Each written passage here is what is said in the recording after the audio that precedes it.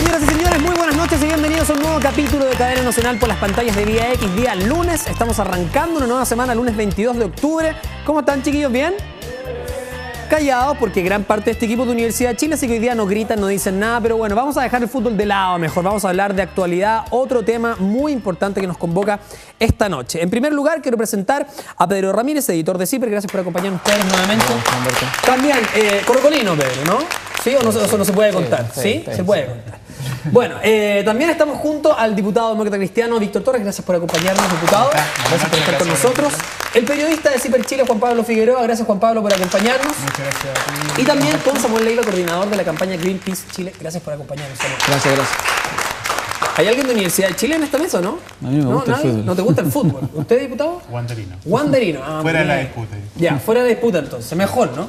Dejemos el fútbol de lado. Mejor. Porque si no, cuando uno pierde, después dicen que no, que uno habla solamente cuando el equipo de uno gana, así que nos vamos a callar. Vamos a hablar de un tema muy importante que lo hablamos algunas semanas y tiene que ver con el rumor que se ha corrido acerca del mar de Chile. Siempre, desde pequeños, probablemente lo primero que nos enseñan es que Chile es una larga y angosta faja de tierra, pero acompañado de una porción de mar gigante.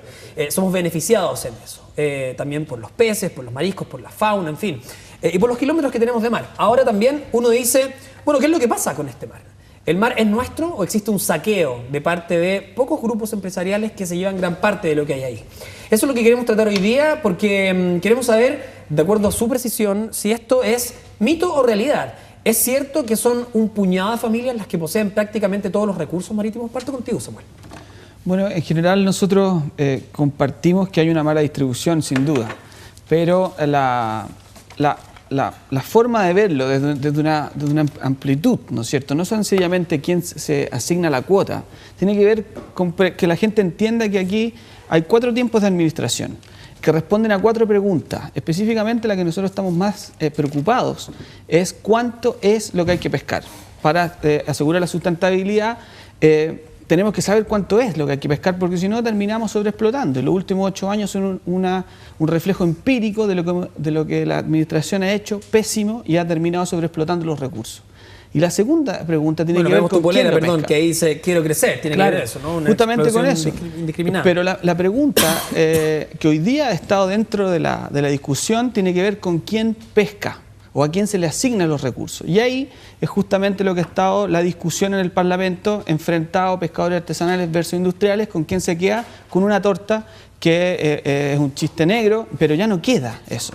Entonces, y después tiene que ver con cómo lo pescamos y para qué. Pero esas 2 preguntas hoy día no están dentro de la ley que estamos tratando de analizar. Tiene que ver específicamente en cómo aseguramos la sustentabilidad enfrentando esta pregunta, a la cual se ha obviado en los últimos 8 años, pero también cómo asignamos los recursos de manera eficiente, equitativa y justa.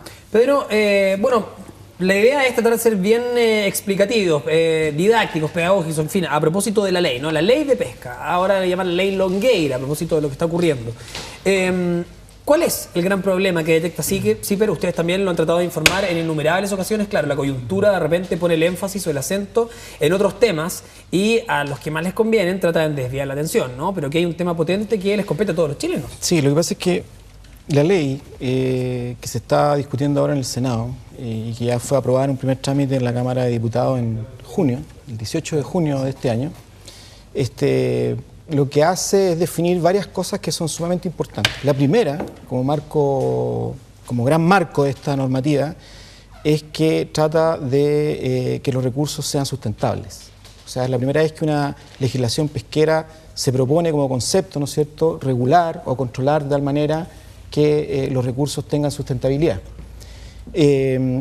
Pero yo diría que hasta ahora lo que nosotros hemos visto es que en la discusión legislativa ha habido mucha más importancia, se le ha dado mucha más importancia al tema de quién puede pescar, cómo puede pescar y dónde puede pescar. Y que es un poco lo que Samuel graficaba como cómo repartimos esta torta en circunstancias de que la torta ya no existe. Hay unos reportajes que nosotros como CIPER hicimos una serie de reportajes a comienzos de este año sobre el tema pesca que fueron hechos precisamente por Juan Pablo Figueroa, que nos acompaña ahora. Y en esos reportajes nosotros demostramos que de esta torta no quedan más que migajas. nosotros pudimos acreditar, ¿no es cierto?, que desde el año 97 el INFOP, el Instituto de Fomento Pesquero, ha venido midiendo, ¿no es cierto?, las masas de peces que conforman las distintas pesquerías, ¿no es cierto?, que se realizan en el país. Y por ejemplo, en el caso del jurel, nosotros teníamos en el año, en el 2001, ¿no es cierto?, hace exactamente 11 años atrás, alrededor de 6 millones de toneladas de peces que susceptibles de ser, digamos, extraídos, y resulta que en el 2011 ya había bajado tan fuertemente que, por ejemplo, en la medición que se hizo en el año 2009 no se detectó entre Valparaíso y Valdivia, en la región de los lagos, de los ríos, no se detectó ni una sola tonelada de jurel. O sea, así de alarmante es la situación. Entonces, nosotros creemos que antes de discutir quiénes pueden pescar, cómo pueden pescar y dónde pueden pescar, lo primero que tiene que asegurar la ley, ¿no es cierto?, es que el recurso sea sustentable, que es cuánto. Y en eso coincidimos plenamente con lo que está planteando Samuel. Juan Pablo, a propósito de eso, ¿a dónde apuntar los dardos? ¿Quiénes son? ¿Cómo es posible que 9 familias tengan el 90%, por ejemplo, de la pesca industrial en el país completo? Uno dice, ¿qué es lo que pasa o en qué momento se desreguló todo, no?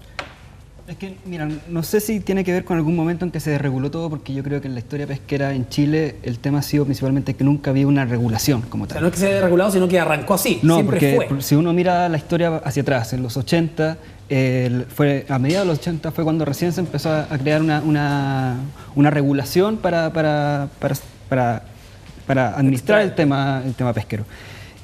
Bueno, en los mitad de los 80 lo que se hizo fue restringir las zonas que ya estaban saturadas, pero sin ningún control a los que ya estaban pescando, y empezaron a ampliarse otros sectores que y ahí no quedó ningún sector del mar sin una explotación pesquera. O sea, perdón, agarraron la zona, dijeron, bueno, en esta zona no va más, digamos, esta zona no va más, no va a entrar nadie más. Pero ahora sí se puede en este otro lado, digamos. Exacto. Y en ese periodo fue cuando todo el mar chileno empezó a explotarse, pero sin ningún control. En 1991 fue cuando vino la Ley General de Pesca y Acuicultura, que principalmente, o sea, algo que hay que aclarar antes, es que todas las regulaciones que se han hecho en pesca ha sido porque el jurel está en crisis. Como el jurel es el principal recurso, siempre que el jurel está en crisis es cuando se empiezan a cambiar la legislación o a hacer cambios en la regulación. Y en el 91 con la Ley General de Pesca, lo que se hizo fue tratar de restringir el acceso, o sea, perdón, el esfuerzo pesquero de las empresas que ya estaban ahí. Entonces, lo que se hizo fue limitar el número de naves y limitar la capacidad de bodega de las naves. Pero las empresas, ¿qué fue lo que hicieron? Fueron empezar a invertir en tecnología, con sonores nuevos, naves más rápidas, que aumentaron su capacidad de captura. Eso llevó que el 95, 94 el límite, o sea, el promedio de captura de jurel anual fuera sobre los 4 millones de toneladas.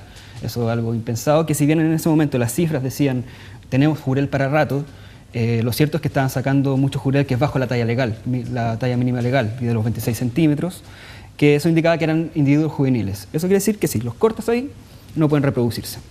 Entonces, después era pan para hoy y hambre para mañana. Claro, era entonces, lógico lo que estaba ocurriendo. Después lo que trataron de hacer para tratar de regular eso, para tratar, entre comillas, fue que a fines de los 90, principalmente entre el 97 y el 99, se empezó a regular este tema a través de un sistema de cuotas de captura, de cuota global.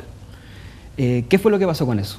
Se armó una cuota global, todo el país puede pescar X cantidad de peces, pero no había un sistema de distribución. Entonces, ¿qué es lo que se generó? La carrera olímpica, que es un término que está súper manoseado en este momento y que incluso el mismo ministro Longueira ha dicho si es que no queremos volver a la carrera olímpica. O sea, esa también es una de las grandes urgencias que tiene la ley en este momento para que salga, para no volver a eso. ¿Qué significa que la carrera olímpica? Es principalmente, no hay ningún control, tienes una cuota global que se reparte entre todos sin una repartición, entonces todos pescan lo más que puedan en el menor tiempo posible antes que lo pesque el de al lado.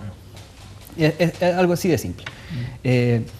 Después de eso... Y ahí donde aparecen metodologías, me imagino que no son las adecuadas, ¿no? Se ha hablado desde la claro, pesca o sea, mira, nosotros investigamos durante 7 meses el tema de la pesca, estuvimos incluso pescando, hablando con muchos pescadores, con mucha gente que lleva años en este tema, y nos contaban que en esa época se pescaba tanto que a veces no les cabía todo en el barco. Barcos de 1000 toneladas que no les cabía todo y echaban 80 toneladas al agua y que quedaban flotando y se perdían.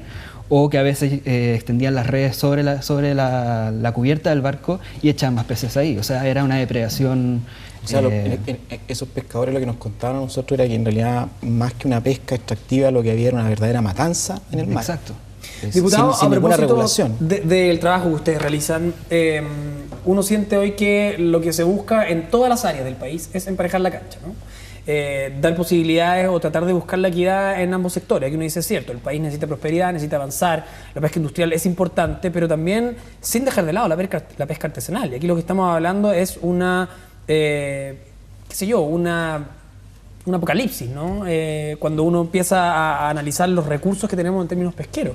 ¿Qué es lo que se puede hacer finalmente y qué es lo que nos lleva a una situación como la que tenemos hoy en día? ¿Por qué ha pasado tanto tiempo en que no se han logrado avances y que esto haya sido de manera tan indiscriminada, que no haya habido una regulación mayor al respecto?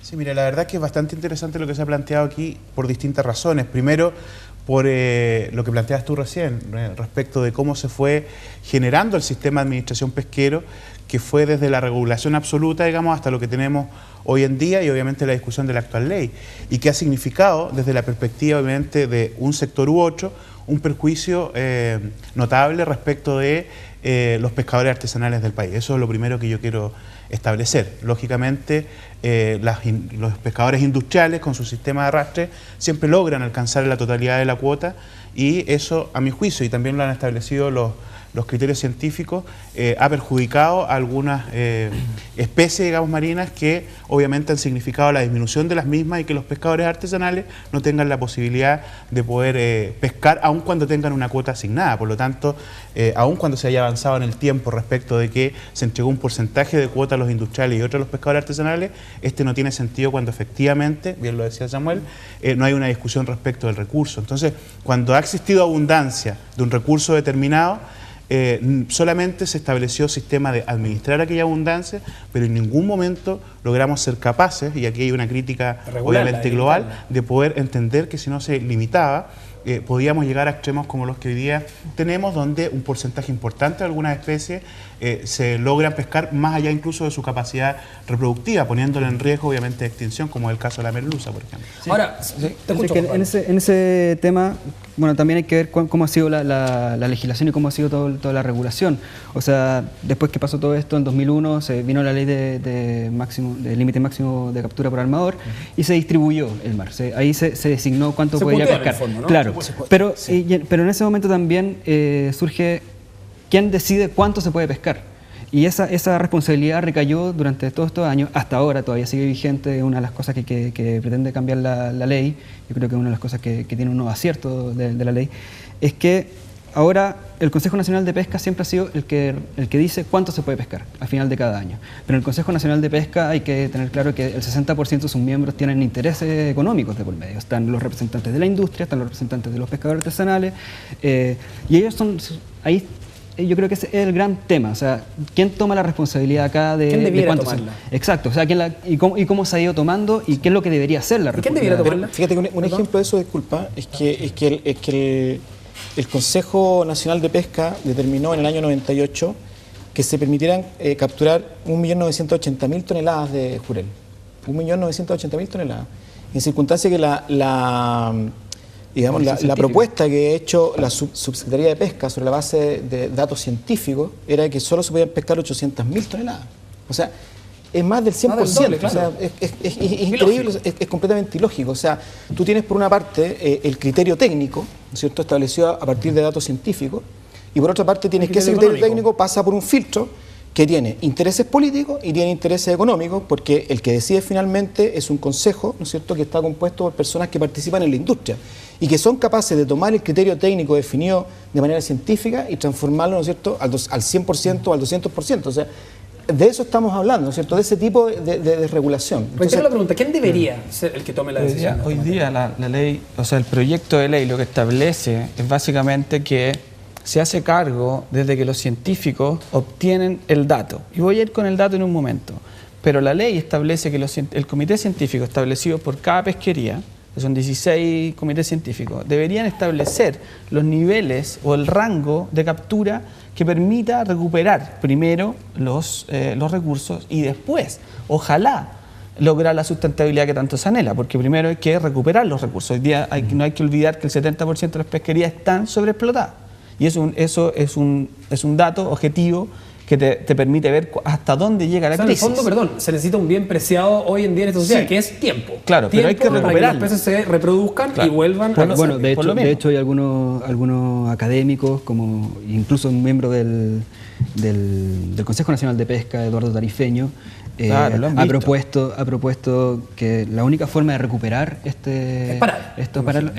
pararlo. En el caso del jurel, por ejemplo, poner una veda de 5 años como mínimo. ¿De 5 años? O sea, de hecho, el Consejo Nacional, o sea, el Comité de Expertos de la Organización Regional de Pesca, y ahora Tarifeño, evidentemente, el experto chileno, pero cuando hablamos de que hay varios países que están compitiendo por capturar el jurel en aguas internacionales, y ellos han dicho que probablemente la recuperación del jurel va a tomar 20 años, y no estamos hablando solamente con expertos nacionales, sino expertos internacionales, estamos diciendo cómo fue posible que en 8 años justo sobreexplotáramos el recurso que era más abundante. Y eso pasa principalmente por 2 razones. Una, porque el Consejo Nacional de Pesca planteaba cuotas por sobre lo recomendado por los científicos, que hoy día se cambia eso en el nuevo proyecto, pero el problema persiste en que el dato que tiene el científico para poder determinar una cuota sustentable y que la autoridad pueda, en función de eso, tomar medidas, el problema es que el dato no se hace cargo de esta ley. Entonces, ¿qué es lo que pasa? Tú tienes una recomendación científica que dice 100 toneladas al año. El Comité Científico el Comité Nacional de Pesca decía, pero 100 parece que ser bajo, voy a decir 130. Ok, pues ¿bajo qué criterio? El criterio comercial nomás. 130, ignorando lo que decían los científicos. Y después teníamos que se ignora lo que realmente se captura, porque lo que se captura no es mayor lo mismo. de 130 no, incluso. Lo que se captura es más de lo que se desembarca, pero el dato objetivo que tiene el científico solamente dice desembarque. Y el desembarque, justamente lo decía Juan Pablo, no refleja lo que yo capturo, y por diversas razones, que no todas son diabólicas ni nada, sino que a veces pescas más de lo que tu capacidad de bodega, y ¿qué haces con lo que tienes en la red? Tienes que botarla, pero nadie lo registra. Por lo tanto, los científicos dicen 100, el criterio comercial decía 130, y tú tienes un 30% más de eso sobrecapturado que nadie registró. Ahora, reitero la pregunta, por favor. Entonces, espérate. Entonces, ¿qué es lo que pasa al final de los 8 años? Tienes tasas de sobreexplotación que nadie reflejó. Samuel, ¿quién debería ser si no es el Consejo Nacional de Pesca el que vele? Los científicos, los comités científicos técnicos, punto. Ellos tienen solo que tomar la decisión. Bueno, solamente un dato, efectivamente no todas son diabólicas, pero también hay algunas. Por supuesto, claro. Cuando se captura más y llega menos al desembarco, algunas se devuelve al mar, se bota, digamos, pero otras también a través de pequeños botecitos también que se subcontratan. Hay una venta que sale y eso ocurre, claro, y se vende, eso ocurre. También existe, digamos, ese dato para tenerlo claro. ¿Quién debiera hacerse cargo? La respuesta, a mi juicio, el Estado chileno. Que puede parecer algo obvio amplio, ¿no? Y amplio, pero no es tan obvio tomar esa primera definición. Fíjate que cuando discutimos la ley, el artículo primero que se había establecido y que se había ganado en comisión, primero le entregaba la propiedad de los recursos hidrobiológicos al Estado chileno, y fue rechazado en la Cámara de Diputados. ¿Quién lo rechazó, diputado? Básicamente los parlamentarios de derecha. ¿Y con qué argumentos lo rechazaron? Los argumentos que se dieron, por lo menos, tienen que ver con que ese artículo podía ser expropiatorio. Aquí hay un problema, a mi juicio, ideológico, ¿no? Que tiene que ver con el hecho de que al explotar por muchos años, en definitiva, un recurso determinado, la propiedad del mismo termina siendo de aquel que lo explota. Pero la licencia de pesca no significa propiedad sobre Exactamente. Entonces, lo que nosotros planteamos es que los recursos hidrobiológicos son de todos los chilenos, y el Estado es el que tiene que administrar y controlar precisamente independiente de quién sea el que lo esté explotando el día de mañana. ¿Y eso se rechazó? Eso se rechazó. Y obviamente, en la Cámara, yo espero que se reponga en el Senado.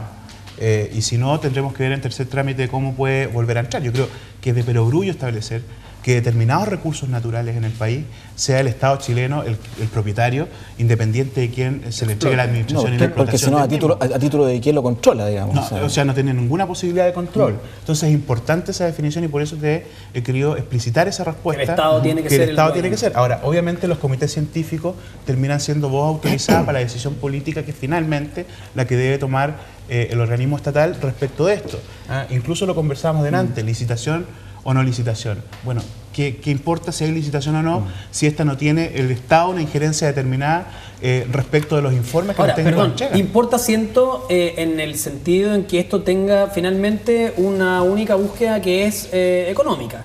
Aquí a nosotros nos llegó una carta hace algunas semanas de Chile Pesca, que está firmada por, lo quiero comentar, Nelson Estrada, presidente del Consejo Nacional de Defensa del Patrimonio Pesquero, Alfredo Villarraza, el gerente de Pimepes AG, y Juan Montenegro, que es el presidente de la Federación de Trabajadores de la Industria Pesquera. Y hay un tema importante que ellos hablan a propósito de la ley Longueira en el punto número 1. Dice, la industria solo paga una patente por operar sus embarcaciones, que equivale al 0,6% de las exportaciones del sector. Aquí nunca... Exportaciones que son del orden de 1.200 millones. Claro, aquí nunca se ha pagado por la asignación de las cuotas. ¿Por qué es importante? Porque finalmente esto redunda en que la sobreexplotación tiene que ver con un fin económico.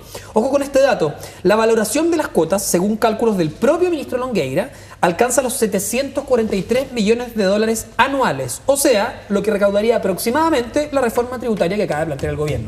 O sea, aquí también hay un tema muy potente, porque finalmente cuando uno habla de los peces y la sobreexplotación, por debajo aparece el billete. Eso es lo que se está buscando. Sí, pero tenéis que tener en cuenta de que la mejor administración pesquera es la que permite tener esos recursos para darle beneficio a largo plazo. Hoy día, más allá de los niveles económicos, ¿quién tiene ese nivel económico? Porque claramente el sector industrial tiene menos manos para dividir que el sector artesanal. Claro. Pero el abrir mercados en función de licitaciones, que es lo que ellos dicen, mira, a partir de las licitaciones podemos tener, o el pago de patentes, podemos tener más dinero para otros beneficios. Nadie se ha preguntado el cuánto pierde el gobierno, el Estado de Chile, todos nosotros, por una mala administración de los recursos. O sea, una cosa es quién se lleva esos recursos, que sin duda es importante, pero ¿quién se hace la pregunta de cuánto es lo que gana el país manteniendo sus pescas saludables?